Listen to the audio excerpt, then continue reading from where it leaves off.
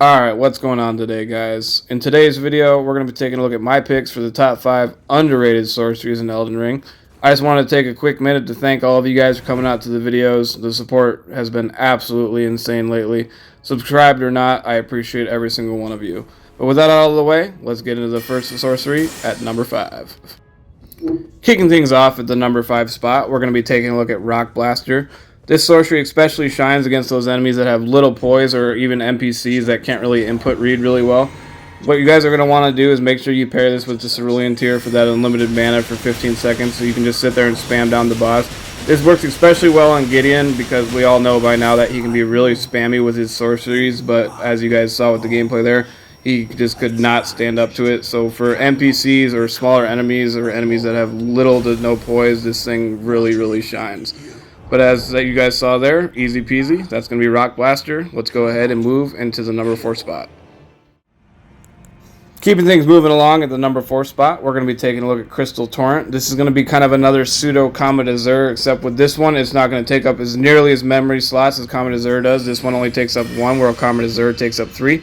This thing pairs extremely well with Terra Magica and also the Cerulean Hidden Tear for limited mana for 15 seconds.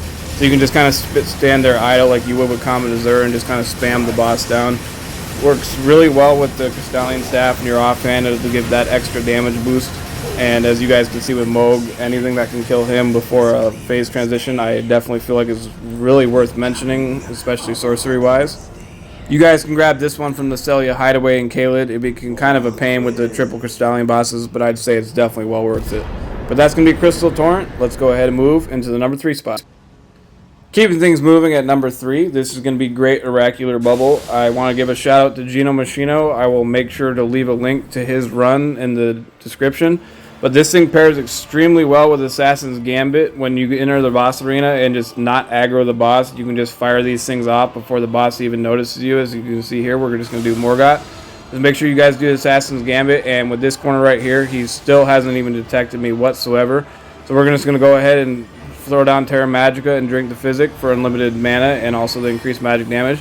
And basically all we're going to do is just throw out their Great Irregular Bubbles, and as you guys can see, he is not aggroing whatsoever. So you guys can just sit and spam these out. This works especially well on bosses like Morgott, as you can see with the gameplay here. I think this works for Don, and if there's any other bosses that you guys think that you should try with this on, make sure to let me know in the comments. But before the boss even gets started here, he's already down to half his health going through his phase transition, and I'm just going to sit here in the corner and just keep spamming the bubbles, and he's basically just going to take himself out. Really underrated, and I think you guys definitely should take a look at this one. Definitely an underrated sorcery, and I thought it deserved its well-placed spot at number 3. That's going to be it for Great Irregular Bubble. Let's move into the number 2 spot. So coming into number 2, this is going to be Charred Spiral. I would like to take a minute to apologize, and I know I normally cut to the beginning of the boss fight, and I completely forgot to hit record at the beginning of Elden Beast. I was going through Radagon, and it was really intense, and I forgot to hit record. But anyway, moving into the fight itself, Charred Spiral really shines against really large bosses such as Elden Beast and Fire Giant.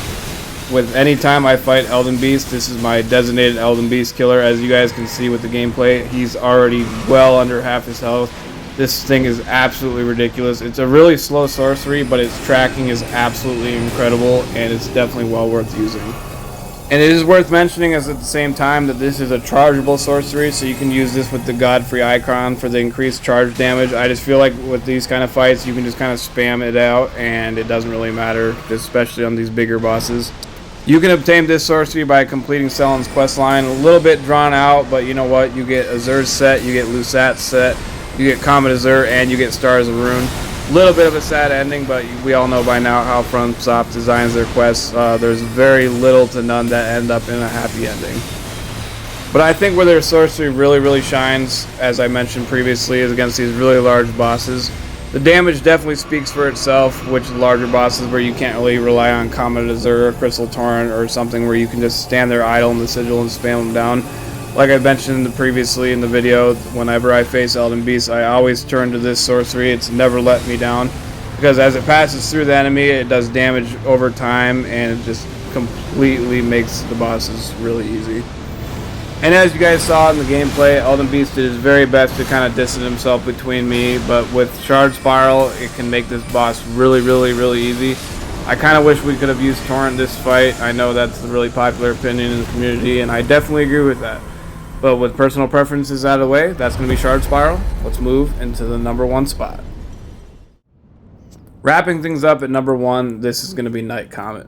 A personal favorite of mine and my personal opinion of the best sorcery in the game. I just don't really see a whole lot of gameplay of it on YouTube, and I thought it was worth mentioning in this video.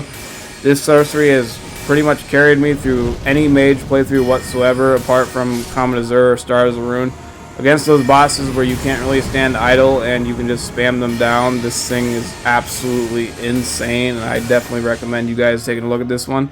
You can find this in Celia, Town of Sorcery. It's definitely worth your time. And I know a lot of you guys have problems with Godskin Duo, but as far as this one goes, it makes them pretty easy. I know I've posted plenty of shorts where I just no-hit them with this sorcery, but I just thought that it was definitely worth mentioning. Anything that can do this with Godskin Duo or even the endgame bosses, I feel like it's really good.